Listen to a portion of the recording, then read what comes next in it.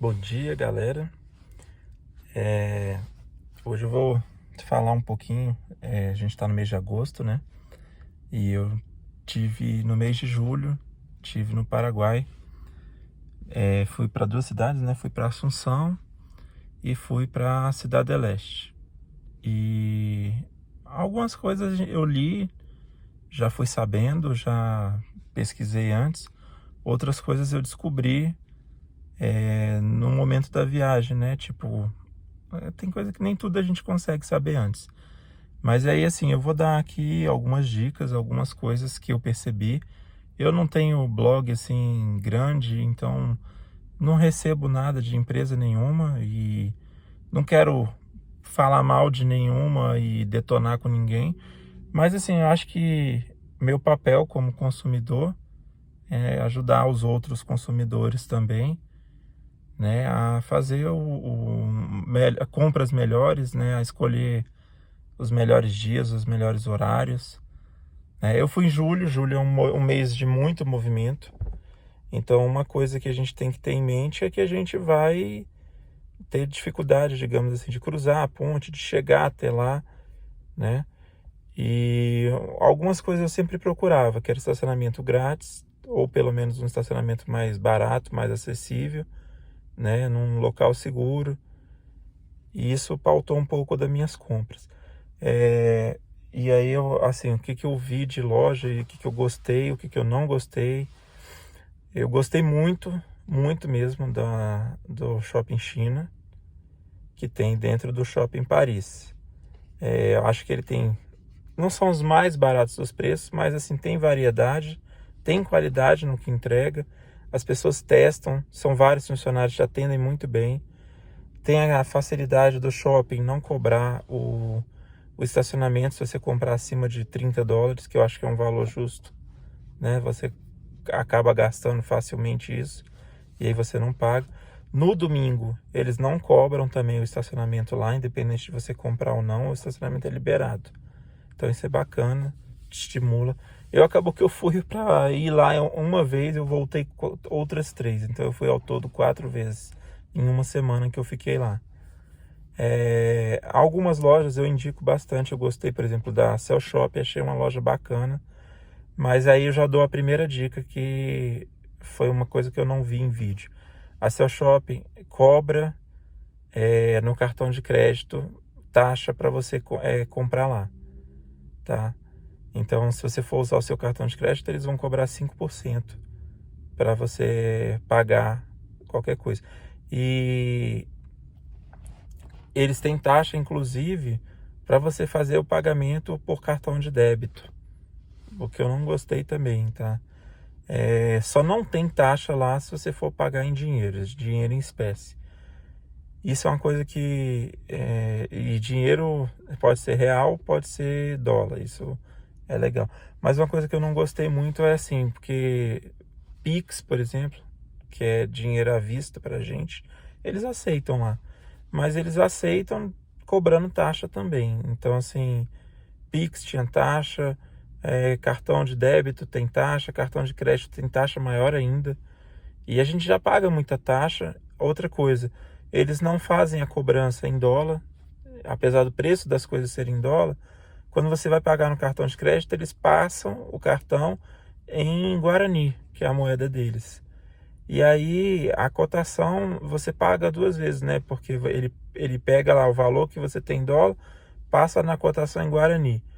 Aí, digamos, sei lá, você está comprando um produto de R$ 1.000, ele passa lá 30 e tantos mil guaranis, né? E aí, quando passa no seu cartão, isso aí, ao invés de dar os 30 e tantos mil, vai dar, sei lá, 300 e não sei quantos dólares, 200 e não sei quantos dólares. Você não sabe exatamente o quanto você vai pagar. Você acha, às vezes, que você vai pagar um produto de um valor exato, tipo $200.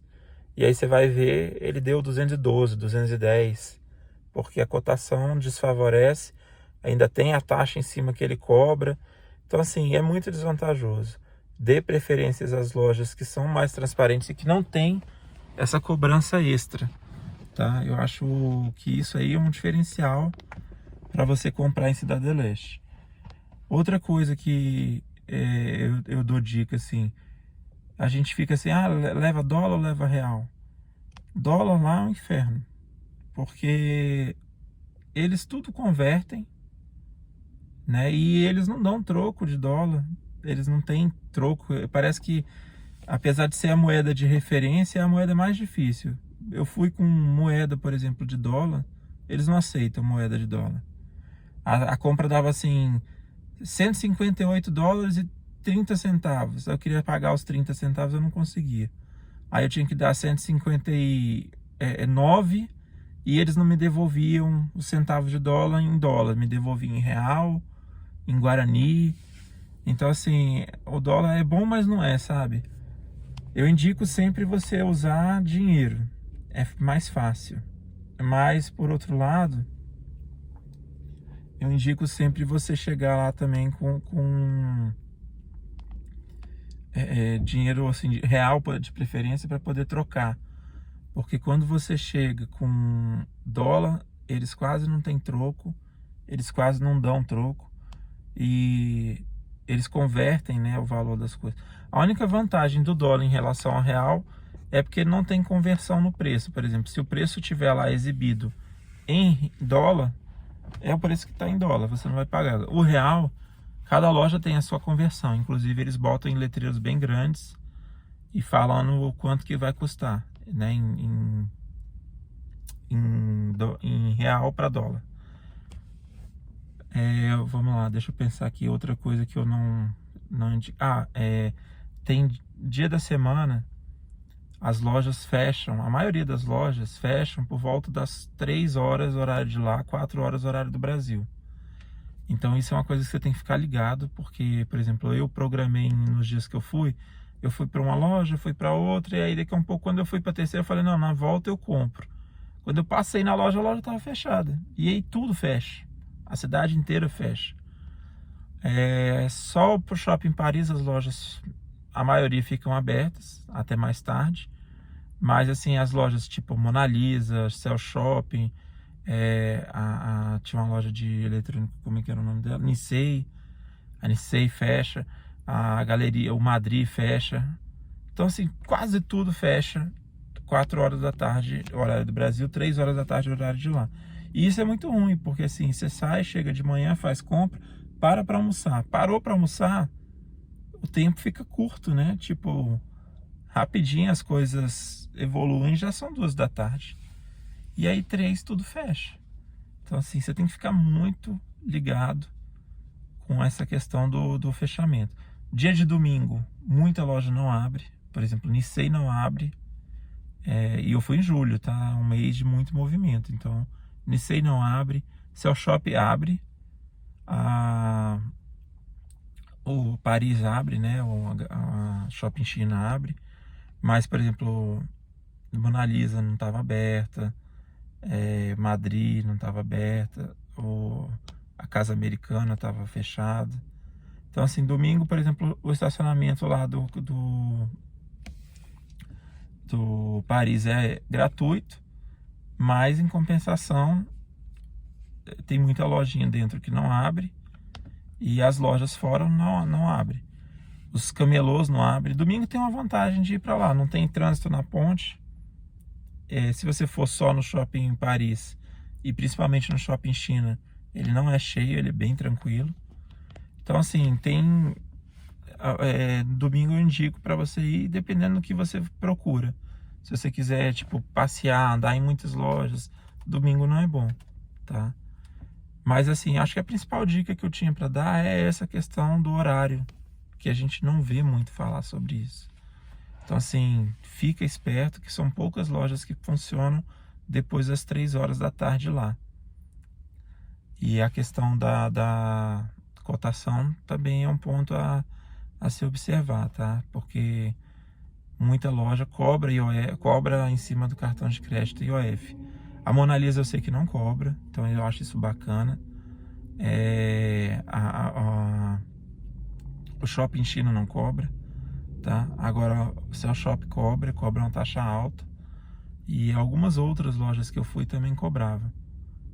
Tipo, acho que a Casa Americana cobra. E, cara, procurem, tem muitas lojas legais, muitas lojas que a gente não conhece. Por exemplo, eu fui atrás de Funko Pop, que no seu shopping tem uma variedade bem legal, maior até do que a do Shopping China.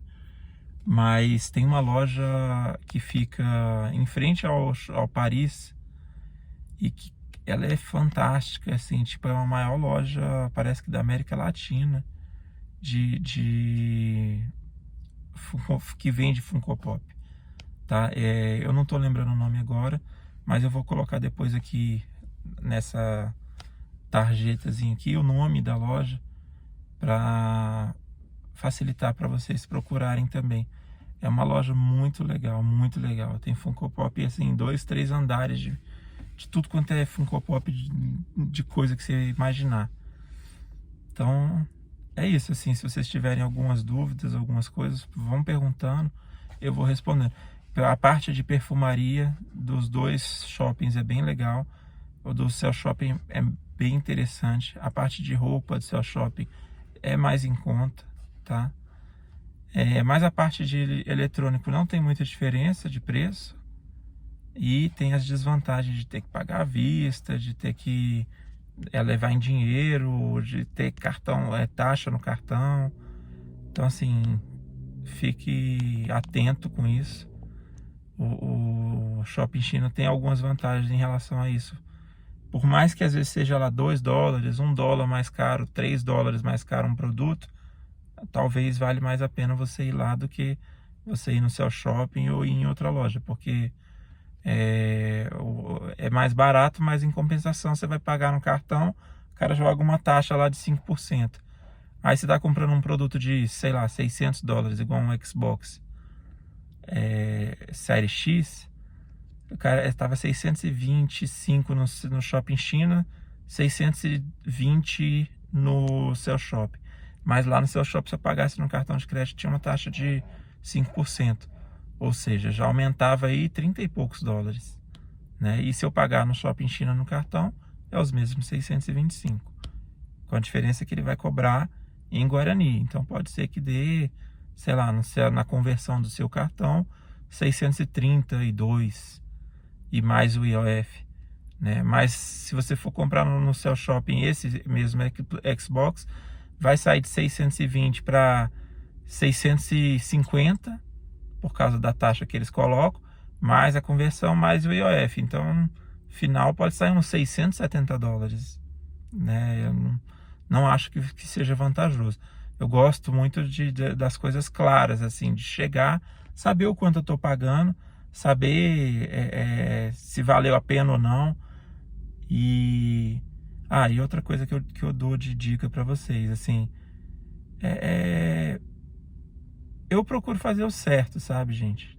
Por mais que eu não concorde às vezes com a taxação da receita, disso e daquilo, mas assim, Foz do Iguaçu tem uma particularidade que você embarca no aeroporto e você passa pela alfândega, pela receita, né? Eu comprei o Xbox, por exemplo, e eu tinha passado o dia inteiro lá em Cidade do Leste.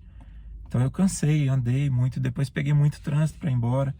E aí eu falei, cara, olha, sinceramente, eu não tô com saco de descer, de declarar, de pagar imposto, de fazer nada. Eu só quero ir embora, eu só quero chegar no meu hotel. Já tava 1 hora quase no trânsito para andar 5 quilômetros. Então, assim, eu fiquei meio cansado, meio estressado, assim. E quando eu passei pela Receita, não tinha um funcionário fazendo revista nem nada, né? E eu não vi também facilmente aonde seria a parte que eu teria que parar e declarar o produto que eu estava comprando, que era um Xbox Series X. Ele é $625, né? Então ele excedia em 125 a taxa. E aí eu fui embora pro hotel. Não fui parado e não parei para declarar o produto, né? E quando eu cheguei no hotel, eu estava com meus filhos. E aí eu vi eu comecei a me preocupar, né, de como eu iria trazer isso para minha casa, para Brasília, porque poderia ser parado. E lá no aeroporto, se você for parado, você perde. Eles não dão a chance de você pagar o imposto, então você vai perder, né? E aí, nessa preocupação de perder, eu comecei a conversar com minha esposa e vi meus filhos começando a bolar o plano deles, de como a gente ia passar, de como a gente iria, qual história a gente iria contar para a Receita não taxar a gente. E aí eu vi o mal, né, que eu estava fazendo pelo meu ato de ter ido embora e não ter parado e tentado declarar. Só que assim, nunca é tarde, tá? Então, quando eu vi duas crianças, né, uma de 8 anos, a outra de 11 anos, pensando numa história e inventando até uma história para contar, eu falei, não é isso que eu acho correto, não. Eu acho correto, por mais que não concorde com a taxação às vezes, por mais que seja o único país talvez no mundo que eu vejo as pessoas serem paradas e ficarem abrindo mala, investigando tudo que você está trazendo para te taxar, né? Mas assim, a gente muda as coisas não é fazendo o errado. A gente muda as coisas lutando por liberdade, lutando por mudança, né, da forma correta. Então, assim, eu não quis fazer isso, eu fiz o seguinte, eu peguei nesse dia, alguns dias depois, já perto de eu ir embora, eu fui até a alfândega de novo, parei o carro próximo da fronteira lá, fui com meu filho, levei ele inclusive junto, e cheguei lá e falei, ó, eu passei aqui um dia com um Xbox, eu estava muito cansado, fui embora para o hotel, mas eu quero declarar um imposto referente a esse produto. Estou com o produto aqui na mochila, né? Tem o número de série, tem a nota fiscal e queria recolher o imposto referente a ele. E o funcionário da Receita foi muito solícito, abriu o sistema para mim, me botou no formulário, eu fiz a declaração, o valor do imposto. Eu realmente não excedi cota em outros produtos, porque como eu estava com 4 pessoas, eu tinha 4 cotas para usar. Só que ele fala lá que você não pode somar cotas. Então o produto que eu comprei era maior do que a cota, eu tinha que pagar o excesso, o excedente em cima do valor daquele produto. Eu paguei 330, eu acho, reais de diferença. É muito. Mas se você pensar, o Xbox aqui no Brasil estava na época 4.700. Eu paguei nele lá o equivalente a 3.300. Com mais imposto, 3.700. Eu ainda ganhei R$1.000 em estar comprando lá. E fazendo o correto, fazendo o certo, né? Então, assim, algumas coisas vale a pena você fazer a compra lá. O que não valia, por exemplo, notebook, não valia. Eu comprei no Brasil, parcelei, paguei, né, tranquilo. Não fiquei com essa preocupação de tá fazendo certo, tá fazendo errado, né? Mas assim, com relação ao imposto, vale a pena fazer o certo, até para dar o exemplo, né? Até para a gente passar tranquilo.